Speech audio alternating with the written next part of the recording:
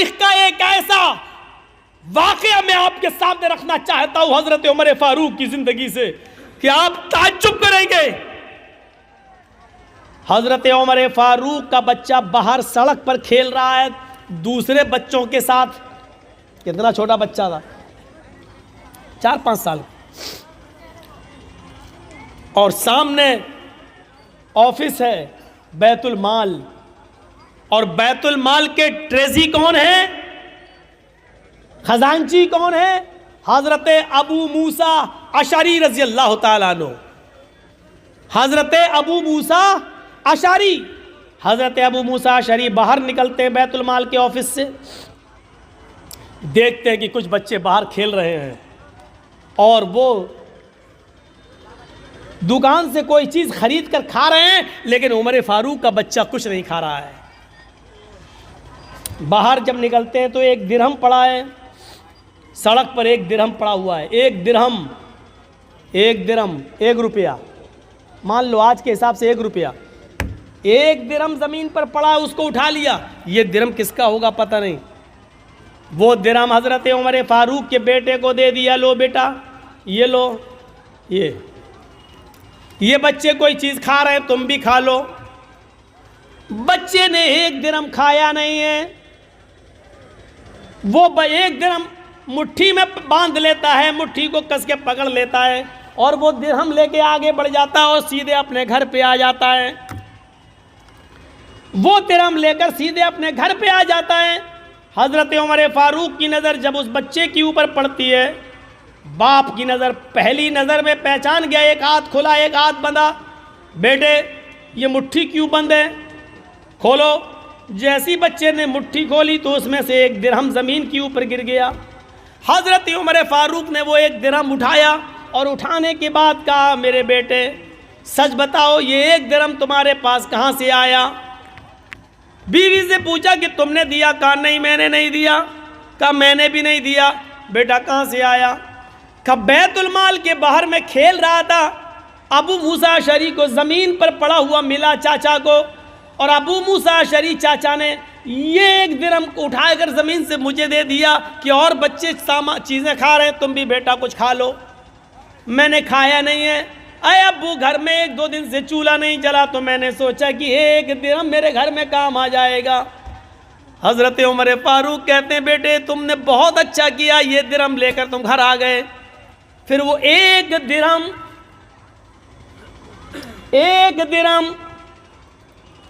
10-20 بیگھے زمین پر ناجائز قبضہ کرنے والوں, بھو مافیا بننے والوں,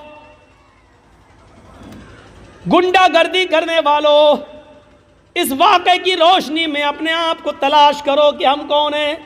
ابو موسیٰ اشعری کے پاس 1 درہم لے کر حضرت عمر آتے ہیں, اور وہ 1 درہم روپیہ, 1 درہم جو لوہے کا سکہ تھا, اس سکے کو اٹھا کر حضرت ابو موسیٰ اشعری کے سر پہ مارتے ہیں. وہ تو اچھا ہوا کہ ان کے سر پہ پگڑی بندھی ہوئی تھی ورنہ سر پھٹ جاتا. وہ 1 درہم ان کے سر پہ مارتے ہیں, پگڑی پہ لگتا ہے لیکن اتنی زور سے مارا تھا کہ پگڑی کے اوپر سے بھی وہ درہم کا اثر ان کے سر میں ہوتا ہے, یعنی ان کو اس کی ہلکی سی چوٹ کا اثر سر کے اندر محسوس ہوتا ہے. حضرت ابو موسیٰ نے کہا کیا ہوا امیر المومنین؟ حضرت عمر نے کیا جملہ کہا, اس جملے پر غور کرو. کہا اے ابو موسیٰ کیا جہنم میں داخل کرنے کے لیے, جہنم رسید کرنے کے لیے, جہنم میں پہنچانے کے لیے تیری نظر عمر کے خاندان پر اور عمر کے گھر پر ہی پڑی تھی, کوئی اور تیری نظر میں نہیں آیا, تیری نظر میں کوئی اور نہیں جمع؟ کیا جہنم پہنچانے کے لیے تیری نظر عمر کے گھر پر ہی پڑی تھی؟ 1 درہم, اور 1 درہم کے بارے میں کیا کہہ رہے ہیں؟ کیا جہنم بھیجنے کے لیے تیری نظر میرے ہی گھر پہ پڑی تھی, کوئی اور نہیں ملا پورے عرب کے اندر تجھے؟ کہا کیا ہوا؟ یہ 1 درہم کا زمین پر پڑا تھا, سارے بچے کھا رہے تھے, آپ کا بچہ منہ تک رہا تھا, میں نے 1 درہم آپ کے بچے کو دے دیا وہ کچھ کھا لے. کہا 1 درہم جب مل گیا تھا تو تم نے فرمان نہیں سنا, اس 1 درہم کو بیت المال میں جمع کر دیتے, یہ تمام مسلمانوں کی امانت ہے. اگر کوئی پوچھتا دعویٰ کرتا تو اس کو دے دیا جاتا، نہیں تو بیت المال میں جمع کر دیا جاتا، تم نے میرے بیٹے کو کیوں دیا؟ اے ابو موسیٰ، آج تم نے ایسا کر دیا، اگر آئندہ تم نے کبھی ایسا کیا تو نوکری سے بھی نکال دوں گا، بیت المال کی چودراہٹ سے میں تمہیں بے دخل کر دوں گا اور سزا دوں گا تو الگ۔ کیا سمجھ رکھا ہے تم نے؟ کیا ہم اس واقعے کی روشنی میں کیسے لگتے ہیں؟ ہم نے تو کتنے ناجائز لوگوں کو دبایا ہوگا اور کتنوں کی بے ایمانی کی ہوگی، زمین جائیداد یہ وہ سب۔ ایک واقعے کی طرف اور آئیے اور اس سے آپ اندازہ لگا سکتے ہیں۔ عمر ابن عبدالعزیز کا دور ہے، عمر ابن عبدالعزیز کا دور ہے اور صبح عید ہونے والی ہے، چاند ہو چکا ہے، چاند ہو چکا ہے، صبح عید ہونے والی ہے۔ عمر ابن عبدالعزیز کی بیوی کہتی ہے دیکھو آپ کے پاس بھی کپڑے نہیں ہیں پہننے کو، میرے پاس بھی نہیں ہے، ہم اور آپ تو پرانے کپڑے پہن لیں گے، لیکن بچہ نئے کپڑے کی ضد کر رہا، بچے کے لیے تو نیا کپڑا ہونا چاہیے، پڑوس کے بچے نئے کپڑا پہنیں گے اور امیر المومنین کا بیٹا پرانے کپڑے۔ کہا میری بیوی بیت المال سے مجھے اتنی تنخواہ نہیں ملتی کہ میں اس سے اپنے بچے کو نیا کپڑا پہنا سکوں۔ بیوی نے کہا امیر المومنین نے 1 مہینے کی تنخواہ ایڈوانس لے لیجئے، اگلے مہینے مت لیجئے گا۔ کہا بیوی مشورہ اچھا دے رہی ہو، ہوتا ہے کبھی کبھی لوگ کسی کے یہاں کام کرتے ہیں، صاحب میری بیوی بیمار ہے، 1 مہینے کی ایڈوانس تنخواہ دے دو، ہم دھیرے دھیرے کٹا دیں گے، کوئی بری بات نہیں ہے اگر مالک راضی ہو جائے تو۔ ابو موسیٰ عمر ابن عبدالعزیز نے ایک لیٹر لکھا اور اپنے خادم سے کہا جاؤ بیت المال کے کیشیئر سے کہنا یہ لیٹر دے دینا، وہ تمہیں 1 مہینے کی تنخواہ ایڈوانس دے دے گا۔ امیر المومنین خوش تھے، عمر ابن عبدالعزیز کے 1 مہینے کی تنخواہ ایڈوانس، اور وہ تو میرا خادم ہے، وہ تو دے ہی دے گا، جب ہم نے آرڈر دے دیا لکھ کے دے دیا تو وہ دے دے گا۔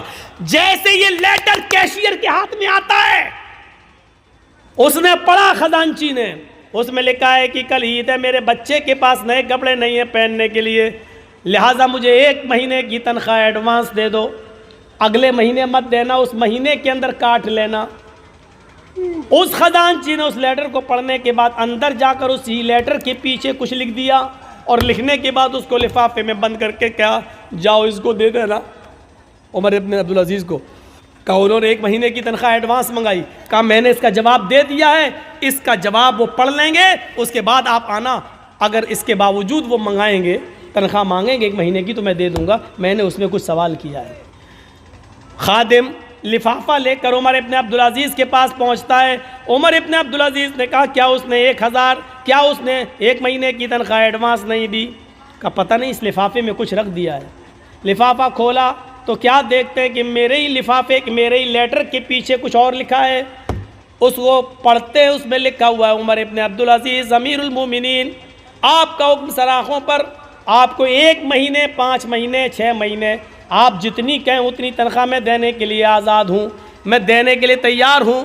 امیر المومنین آپ نے لکھا ہے کہ میرے بچے کے پاس نئے کپڑے نہیں ہیں پہننے کے لیے، اس لیے مجھے 1 مہینے کی تنخواہ ایڈوانس دے دو، اگلے مہینے کاٹ لینا، لیکن آپ نے یہ نہیں لکھا اگلے مہینے تک اگر آپ زندہ نہ رہے، اگلا مہینہ شروع ہونے سے پہلے اگر آپ کا انتقال ہو گیا تو 1 مہینہ جو ایڈوانس تنخواہ آپ کے پاس جائے گی اس تنخواہ کو واپس کون کرے گا؟ اس کا ضمانتی کون ہے؟ اس تنخواہ کو بیت المال میں جمع کون کرے گا؟ کاش یہ واقعات مودی نے پڑھے ہوتے، یہ واقعات یوگی نے پڑھے ہوتے تو ان کو پتہ چلتا کہ اسلامی حکمرانوں کی تاریخ کیسی گزری ہے۔ یہ بیچارے 10 اور 20 لاکھ کا سوٹ بوٹ پہن کر امریکہ کے پرائم منسٹر کا سواگت کرنے والے لوگ کیا جانے کہ حکومتیں کیسے چلائی جاتی ہیں۔ حکومت چلانا سیکھنا ہے تو سیکھو عمر ابن عبدالعزیز سے، سیکھو حضرت عمر فاروق سے، اور انہی سے سیکھی تھی مہاتما گاندھی جی نے۔ اسی لیے تو کہا تھا باپو نے کہ اگر دیش میں خون خرابہ بند کرنا چاہتے ہو، امن و سکون چاہتے ہو تو حضرت عمر فاروق جیسا قانون نافذ کر دو، دیش کے اندر خون خرابہ بند ہو جائے گا۔ یہ مہاتما گاندھی نے جملے کہے ہیں، ستیہ اور اہنسا کے اندر آج بھی لکھے ہوئے ہیں۔ میرے بھائیوں آج صورتحال یہ ہے کہ وجے مالیا باہر بیٹھا ہوا ہے، دیش کی یہ ساری چیزیں لے کر باہر بیٹھا ہوا ہے، آج پورے دیش کے گوداموں کو اڈانی و امبانی کے سپرد کر دیا جا رہا ہے اور دیش کا چوکیدار کچھ بولنے کے لیے تیار نہیں ہے۔ ہزاروں کروڑ کی افیم اور گانجا اور چرس بمبئی کے ایئرپورٹ، بمبئی کے پورٹ پر سمندر کے اوپر پکڑی جا رہی ہے، لیکن میرے بھائیوں اس کے منگانے والے کو، اس کے مالک کے کو آج تک پوچھنے کے لیے بھی نہیں بلایا جا رہا ہے۔ آج اس طریقے سے حکومتیں چل رہی ہیں۔ ایک حکومت وہ بھی تھی کہ حضرت عمر فاروق کا بیٹا ملک شام کے اندر تھا اور اس نے رات کے اندر کھجور کو، رس کو سڑایا، نچوڑا، وہ نبیذ بن گیا۔ صبح ہوتے ہوتے اس کے اندر نشہ آ گیا، اس کو معلوم نہیں تھا اور اس نے نبیذ پی لی۔ عمر فاروق کے بیٹے نے نبیذ پی لی، شراب کی ایک قسم ہے، اس کو معلوم نہیں تھا کہ یہ سڑ چکی ہے اور اس میں نشہ آ گیا ہے۔ جب وہ پی لیا تو اس میں نشہ آ گیا۔ ملک شام کے گورنر کو پتا چلا تو حضرت عمر فاروق کے بیٹے کو بلایا اور 40 کوڑے لگوا دیے ملک شام کے اندر۔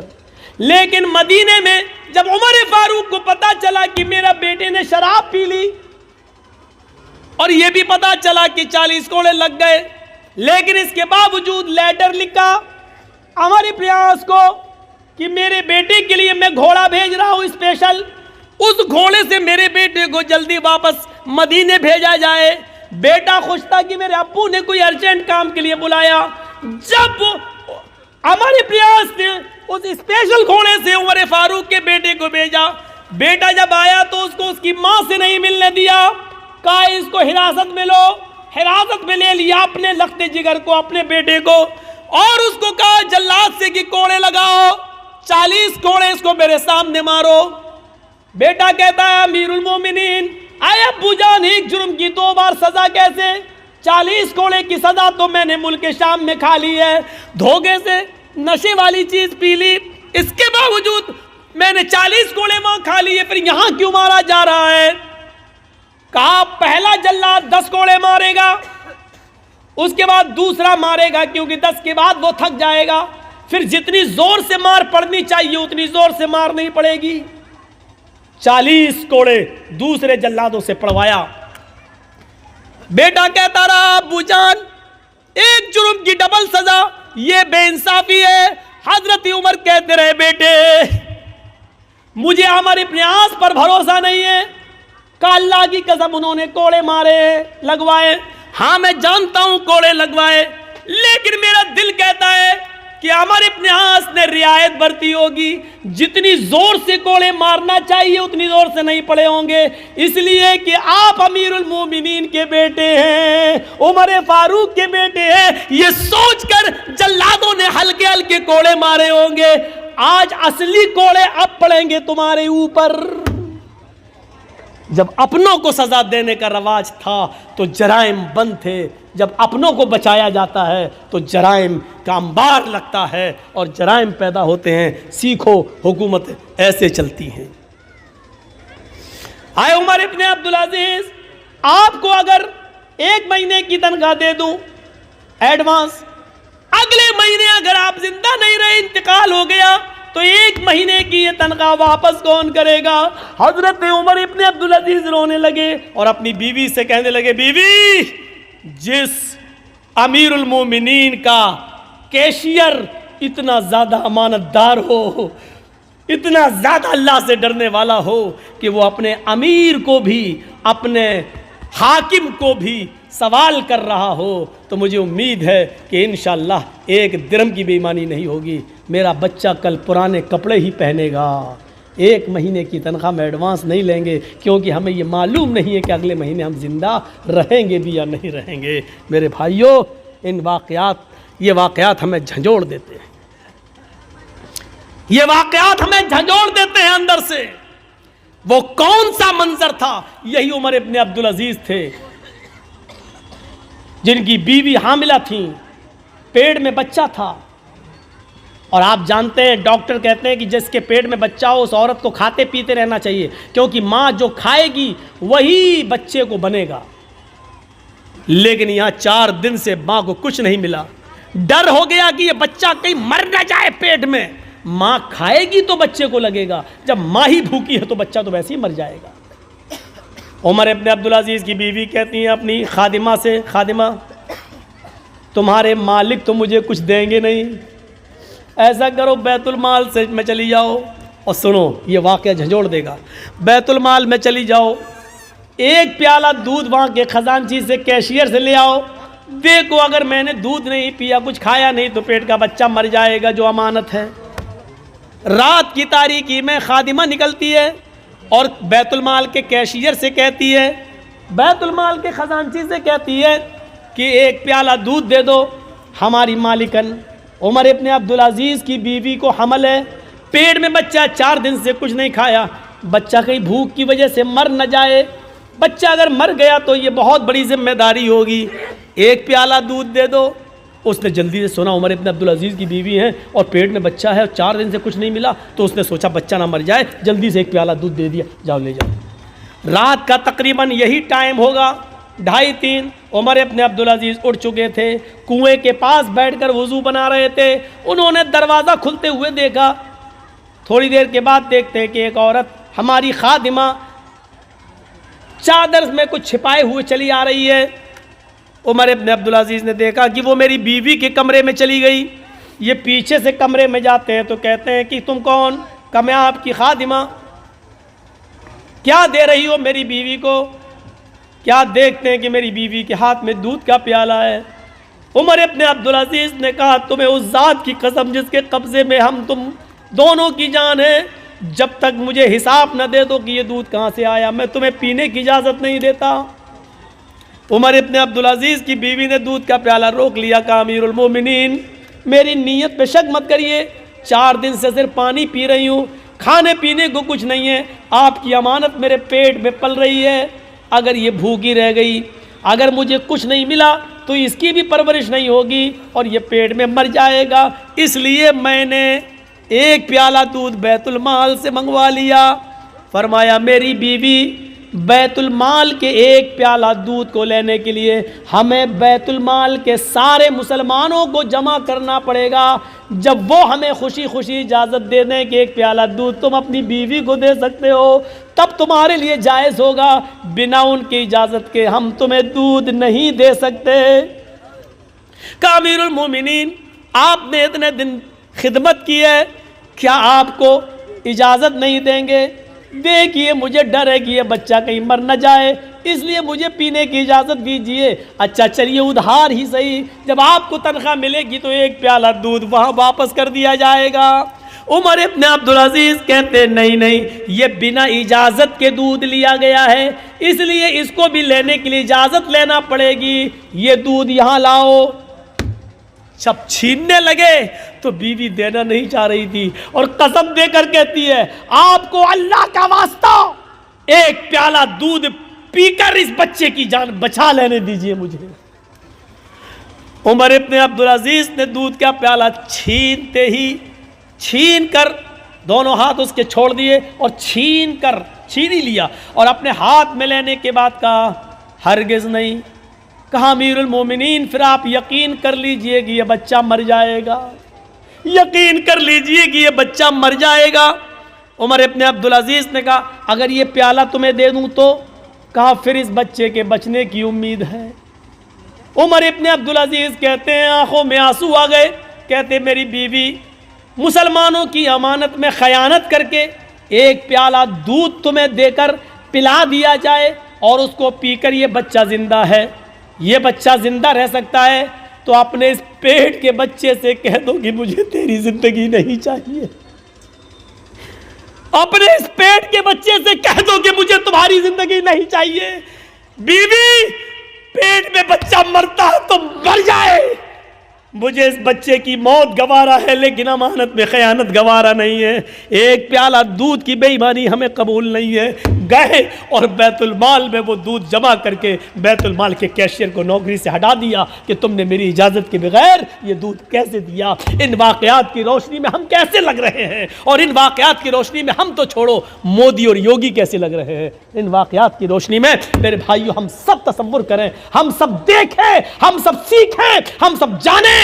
اور لال بتھانی والو ہم بار بار تمہارا نام لال بتھانی کہہ رہے ہیں، نام انہی کا لیا جاتا ہے جن سے محبت ہو، نام ان کا لیا جاتا ہے جن کے بارے میں دل میں جگہ ہو۔ میں اس لیے کہہ رہا ہوں کیونکہ آپ کے بارے میں کچھ تو غلط فہمیاں میرے دل میں ڈالی گئی۔ 15 سال سے ہم سے برابر کہا جا رہا ادھر مت جانا، ادھر مت جانا، اور میری کھوپڑی میں نہیں بیٹھ رہا تھا کہ کون لال بتھانی، 15 سال ہو گئے ہمارے ذہن میں نہیں آ رہا، ارے وہاں تو ایسا ہوتا ویسا ہوتا. اب میں مائک میں ہوں، میں بتاؤں گا نہیں، وہ سب ریکارڈ ہو جاتا ہے، اسی لیے میں منع کر رہا تھا. ایسا ہوتا ویسا ہوتا. کوئی نہیں اس دنیا کے اندر، سن لو، کوئی اتنا نیک انسان نہیں ہے کہ جو اتنا بڑا نیک ہو کہ نیکیوں میں اس نے فرشتوں کو فیل کر دیا ہو.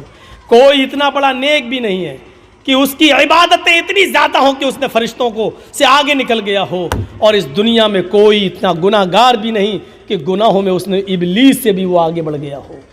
سن لو، ہم اور آپ بیچ میں ہیں. نہ تو اتنے نیک ہیں کہ ہم جبرائیل کو فیل کر دیں، نہ اتنے ہم نیک ہیں کہ فرشتوں کی عبادت سے بڑھ جائیں، نہ اتنے بڑے ہم گناہ گار ہیں کہ ہم ابلیس کو پیچھے کر دیں. اسی لیے فرمایا اللہ کے رسول نے، کل بنی آدم خطاؤن وخیر الخطائین التوابون. ہر ابن آدم سے خطا اور غلطی ہوتی ہے، بہتر غلطی کرنے والا اور بہتر گناہ گار وہ ہے گناہ کر کے اپنی غلطی کی فوراً توبہ کر لے. جان بوجھ کر گناہ نہیں، دھوکے سے گناہ ہو جائے تو اپنی غلطی کی فوراً توبہ کر لے اور اپنے رب کو منا لے، اپنے رب کو راضی کر لے. لال بتھانی کے لوگوں، سنا ہے میں نے، اللہ کرے کہ یہ چیز غلط ہو، اللہ کرے جس نے مجھے بتایا ہو یہ چیز غلط ثابت ہو جائے. سنا ہے کہ جہاں مافیا گیری چلتی ہے، جہاں ہم دوسروں کی زمینوں پر قبضہ کیے ہیں، زمین میری 4 بیگھہ ہے اور ہم 20 بیگھہ کے مالک بنے بیٹھے، جہاں یہ برائی ہمارے اندر ہے، وہاں شراب نوشی بھی بہت زیادہ بڑی ہوئی ہے ہمارے سماج میں، معاشرے میں. جس نے مجھے بتایا، اللہ کرے کہ یہ خبر غلط ہو، لیکن اگر صحیح ہے تو سمجھ لو کہ یہ بہت بڑا جرم عظیم ہے. ابھی سن لیا، حضرت عمر فاروق نے اپنے بیٹے کو بھی کوڑے لگائے اور کیا کہا کہ مجھے عمر ابن عاص پر شک ہے، ایسا ہو سکتا ہے کہ انہوں نے رعایت برتی ہو.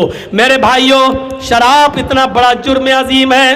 پہلے تو یہ حرام نہیں ہوئی، اور جب حرام ہوئی تو آپ کو معلوم ہونا چاہیے اس کو کسی مجبوری میں اور کسی بیماری میں بھی پینے کی اجازت نہیں دی اللہ کے نبی صلی اللہ علیہ وسلم نے. شاید آپ کو معلوم ہوگا عمر فاروق کا زمانہ تھا، امیر المومنین کا زمانہ تھا. اس میں ایک بہت بزرگ ایک صحابی تھے جنہوں نے بہت لمبی عمر پائی ہے. اس صحابی کا نام ہے قدامہ ابن مظعون. صحابی کا نام ہے قدامہ ابن مظعون. بہت بزرگ ہو گئے تھے، انہوں نے اللہ کے نبی کا زمانہ بھی پایا. پھر نبی اکرم کے انتقال کے بعد ابو بکر خلیفہ بنے، ان کے بھی زمانہ پایا.